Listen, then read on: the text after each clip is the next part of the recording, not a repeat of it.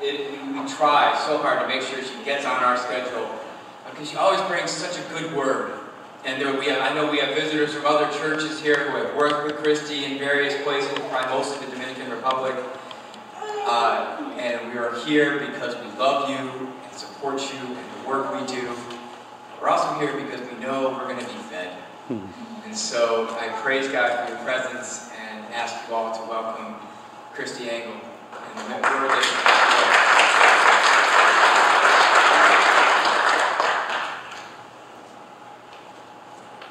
Thank you. I said as I walked in and I started greeting people, I kind of sat up by myself here for a minute and looked over what I was going to say. And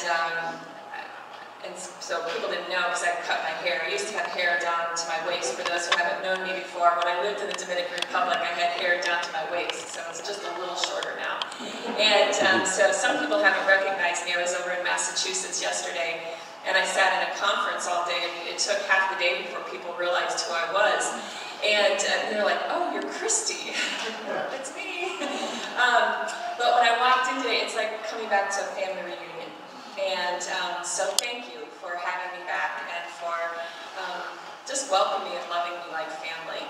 I walked into John and Donna's house last night, and John says, "My 5th daughter." So that's the way I feel when I come back here. So anytime that I'm in the area, I always, is it 5th? Isn't that what you said? 5th? 4th. With the young ladies who have lived with us over the years, could be 4, could be 5. Okay, so it was some number, and I was like, do you really have that many? I didn't think so, but I knew I was one of a loved daughter. So when I left the Dominican Republic in 2012, I didn't leave for any bad reason. I certainly loved the work I was doing there. I had lived there for 12 years, and I thought I would retire there. I thought I would live there until probably I was at least 70, and I was even thinking maybe I would just live there after retirement. I enjoyed the work so much, and I had such a great relationship with both the Dominicans and the Haitians that I worked with. And so it came as a surprise to me when God called me out of the Dominican Republic and called me to an unknown place. I had no idea where I was going to go and what that work would look like, but I knew I was called out. Since that time, I have been in 30 different countries doing the work that God has called me to. And like yesterday, when I was sitting with John and Donna, they asked me, they said, "So what have you done what did you do last year?" And I said, "Oh, I didn't really go to that many places." And so I started naming the places, thinking in my head I'd only been to a couple. It turned out it was like almost 10 countries last year. And I thought, oh, okay, I do travel a lot. So, yeah, this year I'm not traveling to that many. I was in Bangladesh in January, Cuba in March, I'll be in Bolivia in June, in India in October. And that should be the extent of my international travel this year. But last year it was much more extensive. And when I go to these places, it's very different than the work that I have done in the past in the Dominican Republic. In the Dominican, I was always leading mobile medical clinics. So we would go out to small villages and the bates, and we would do a medical clinic for a day, come back, gather our medicines again, go out another day to another village. What I'm doing now is capacity building and community development in the area of healthcare. And one of the great things I get an opportunity to teach on is positive deviance. And I've shared about that in the past, and I still want to get t-shirts that say I'm a deviant with the word positive underneath, and just let people think about that for a minute and see if anybody comes up to me and asks why.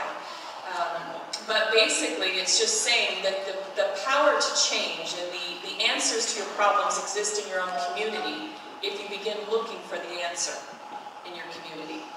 The answers don't have to come from the outside.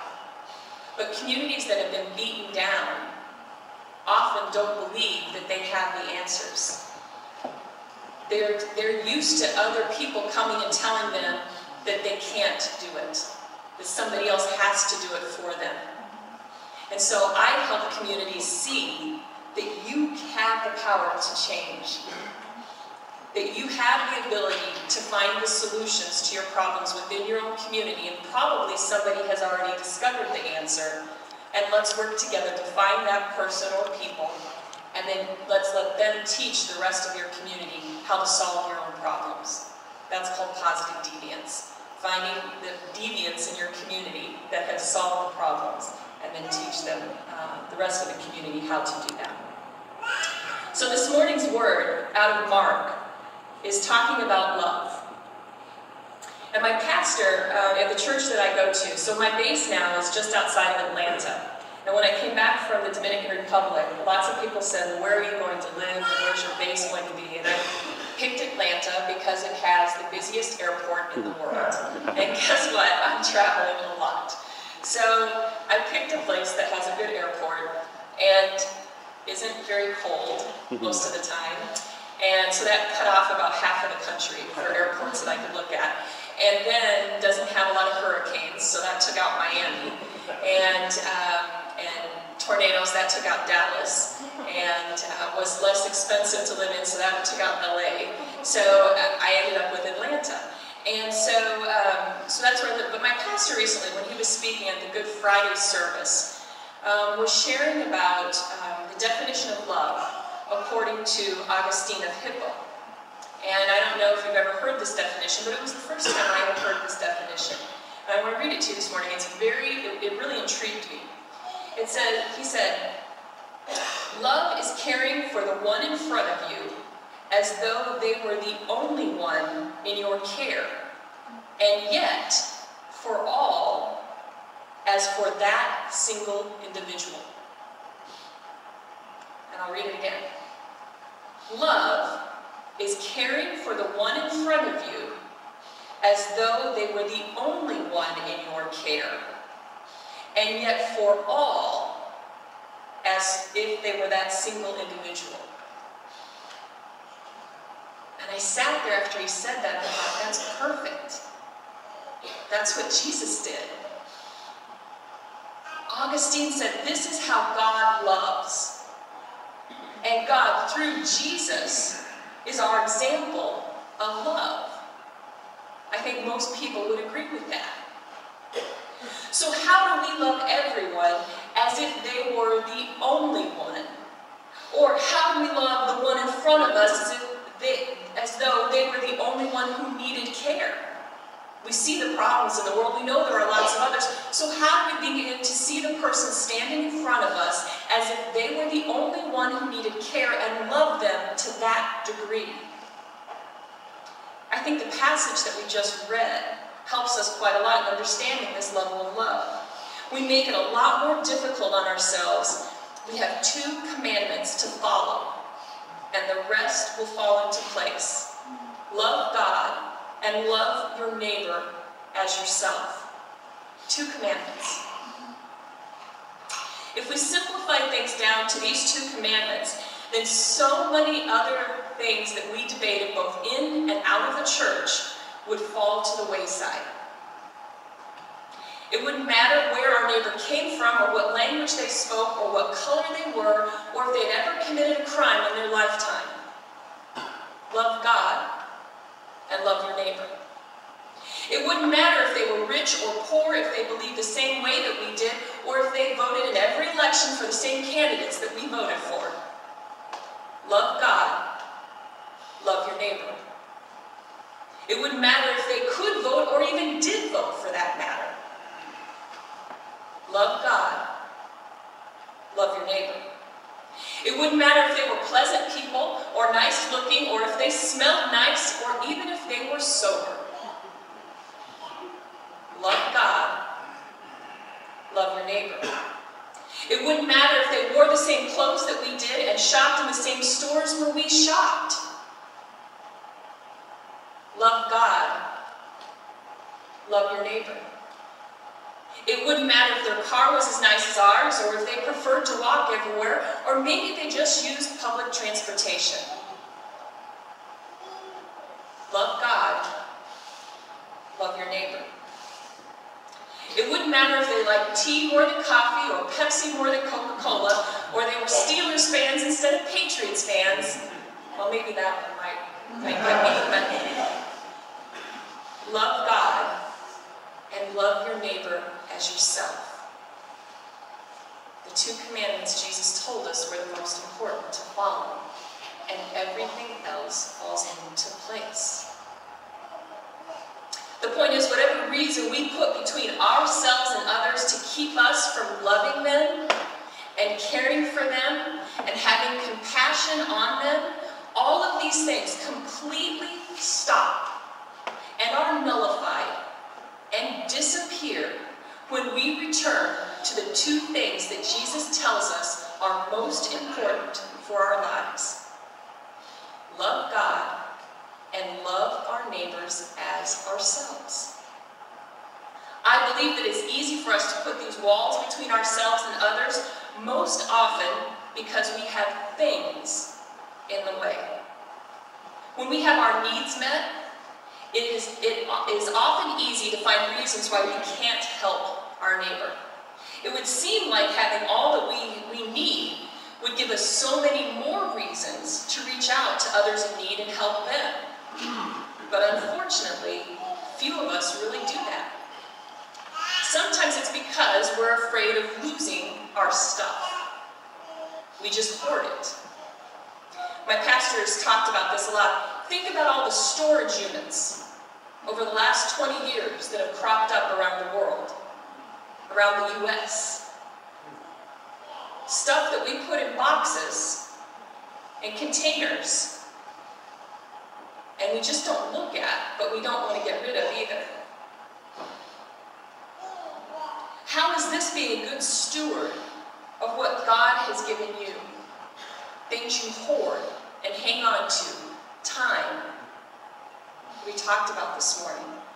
It's mine. I'm not going to give it away. I'm afraid if I give it away, it won't be mine anymore. I'll lose what is mine. I won't have control over it. Somebody can take it from me. So we hoard it. But how is that being a good steward of what God has blessed you with? Sometimes we're afraid someone will take advantage of us in our generosity. And let's be honest, it could happen. But did Jesus say, only help others, only love others if they don't hurt you? Did the Good Samaritan have that guarantee that he wasn't going to be taken care of when he reached out and helped somebody, a stranger, that he didn't know? Was that the reason why others just walked by? If you have your Bibles or the Pew Bibles, let's take out and look at Luke 10, starting with verse 30. The story of the Good Samaritan.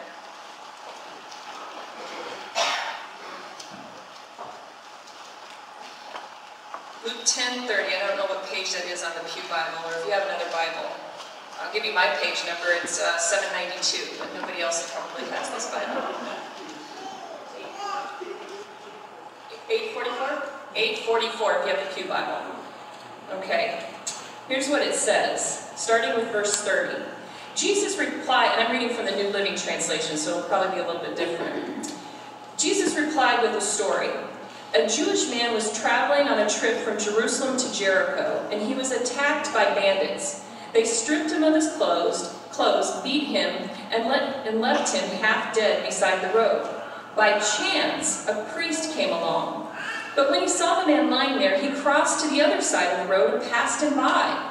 A temple assistant walked over and looked at him lying there, but he also passed by on the other side. Imagine, somebody walked over to this man laying there on the side of the road, beaten and robbed, and looks at him and decides to walk to the other side of the road. How often do we do that?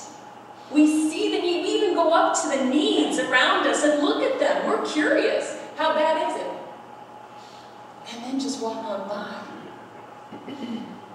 Then a despised Samaritan, the person that nobody likes, a despised Samaritan came along, and when he saw the man, he felt compassion for him.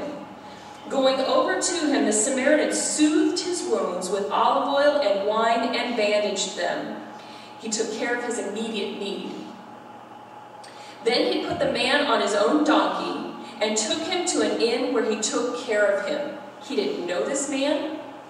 He didn't know anything about him. And he gave up the things that he needed for him. The next day, he handed the innkeeper 2 silver coins, telling him, "Take care of this man. If his bill runs higher than this, I'll pay you the next time I'm here." Now, which of these 3 would you say was a neighbor to the man who was attacked by bandits? Jesus asked. The man replied, "The one who showed him mercy." Then Jesus said, "Yes, now go and do the same." Not the one who walked by pretending not to see. Not the one who walked by just to go look and see how bad was it. Recognizing that there was a problem, but still doing nothing. But the stranger and the despised person in the community, who had just as much to lose, that's who went over, gave of what he had, what he needed himself, his donkey, his money, the wine and oil to bandage him with and clean his wounds. Yet he used all of those things, his time, the time it took to stop and care for this man and take him to an inn and pay the innkeeper and then leave. He didn't stay to see if the man would wake up and thank him. He wasn't doing it because he thought somebody was going to acknowledge all that he had done. He simply helped because he had compassion and it was the right thing to do. Sometimes helping people that are so different than us simply frightens us because it's new and different. Most people are afraid of new things. We tend to gravitate to what we know. I would like to challenge you to step out in faith and see how God can use your gifts in a new way today. Imagine a world that can open up to you if you let God take care of the details. Sometimes we simply judge others without really knowing anything about them. We decide before we know them that they don't deserve to be helped out. But really, did we deserve the grace that was offered to us by Jesus? Nope, I didn't. I don't know about any of you, but I didn't deserve that grace, and he still offered it to me. Love God and love your neighbors yourself. I was recently in Cuba, as I said, in March. And our role in going there was as each of the global consultants. So I'm the global consultant for health for International Ministries, American Baptists, and there are global consultants in lots of areas. Anti-human trafficking, agriculture, theological education.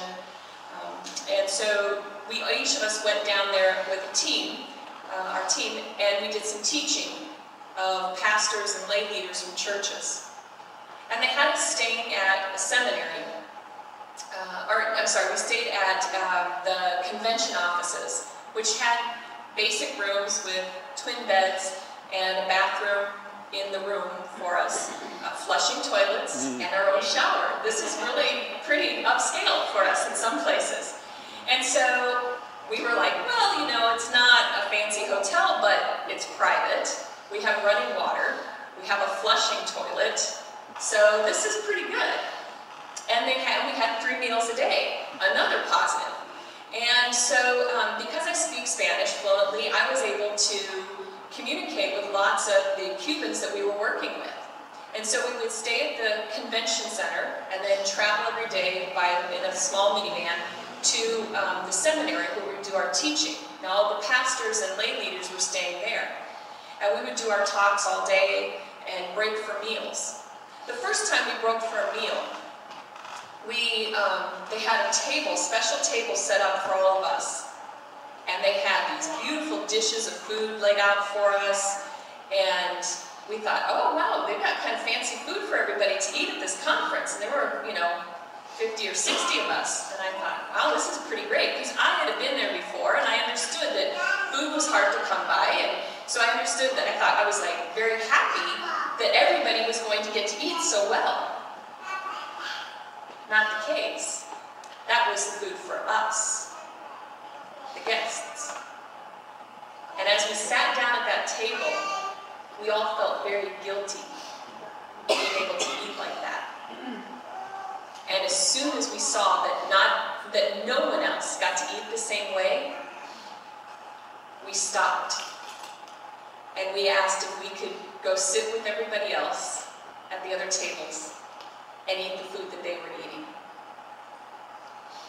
And they said, no, this is what we fix for our guests. And we said, no, that's not what we want. We want to sit with the people that we're here working with every day. We want to get to know them, and there's no reason to give us different food. And they looked shocked. They said, well, why not? And we said, well, why? And they said, well, nobody else has ever asked to have food different that wasn't different. Everybody always expects to have bigger and better food. And we said, you're kidding, these are Christian groups coming in? Yes. They always want to be served better than the people that they're teaching. And I said, you're kidding, right? And they said, no, this is just the way it's done. And they said, be with us. And so from that moment forward, we stood in line with everybody, even in the rain, when it was raining outside, to get inside the dining hall. And we ate off of one bowl of whatever food they put on it, the same food that the students and the pastors and the lay leaders ate. And we sat at their tables, and those who didn't speak Spanish figured out a way to communicate. And we ate together all week. At the end of the week, at the end of our teaching, one of the students and a pastor came to another one of the leaders in our group.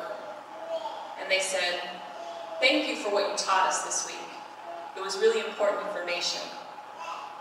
But more important than that was the fact that you sat with us and that you ate our food. No one ever in the history of this seminary has ever done that. And we will remember that and talk about it for years to come. And I was heartbroken. How could anybody not want to go and sit with the very people that they were there to lift up and to empower and to help? How would you set yourself apart so much that you could eat food that was prepared separately and differently and better, and you took the best away from the people that you knew had nothing? How do you do that? I don't understand that. How do we not share and work together? Love God and love your neighbor as yourself. Sit with them. Eat their food. Learn about them. Listen. Share. Love simply. And simply love. One of the greatest joys that I have when I travel around the world as the Global Consultant for Health is sitting over coffee or tea or chai or whatever it is that they serve me. And it's not because I'm such a caffeine addict, but it's simply because of all that I can learn in those sitting down times. I'm highly allergic to mango. Like, I carry an EpiPen allergic. But I used to sit under a mango tree in the Dominican Republic with a very poor woman who had one coffee cup. And it was, she couldn't wait to see me coming, and she would dash into her house and make one cup of coffee in that one coffee cup and set a chair under the mango tree. Because that was the only shade that was offered near her house. Because she wanted to sit and talk with me. Now, do you think I said, oh, I'm sorry, your coffee cup's not nice enough, or I'm not sure if that water was boiled enough to not make me sick, or, when I'm allergic to mango trees, so I'm not going to be able to stick around. Nope. I sat under that mango tree, knowing I could get sick, and I drank that coffee, and I never once got parasites. And I enjoyed my time with her. 5 years since I've left and seen her, and she still texts me and writes to me and shares her prayer concerns with me and asks me what I need prayer for. A relationship that started 17 years ago when I first moved to the Dominican Republic. That's loving simply and simply loving somebody. Not because she looked like me or spoke like me or acted like me, but we could share. And she needed an ear to listen, and I was there. I get to ask lots of questions when I'm out traveling. And if you know me well, you know that I love to ask questions. And the great thing about this is that for the community where I'm at, when I'm visiting, it shows them that I'm interested in them. I don't have to have all the answers, and I value them as people. This is what people need. They need to know that they are valued.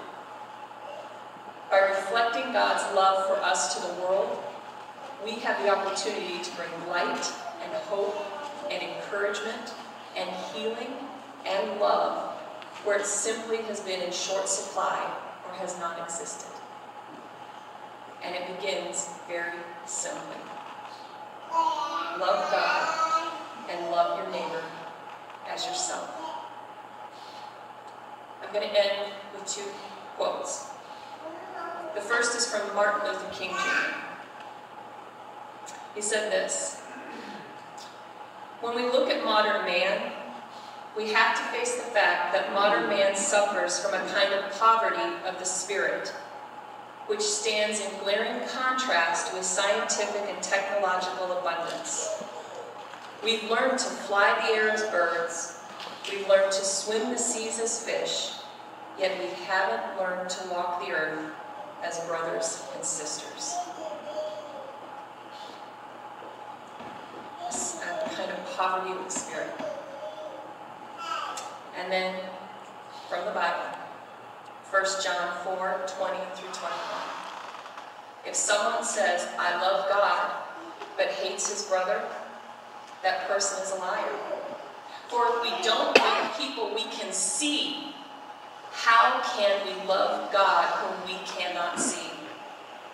And he has given us this command: the one who loves God must also love his brother. Thank you.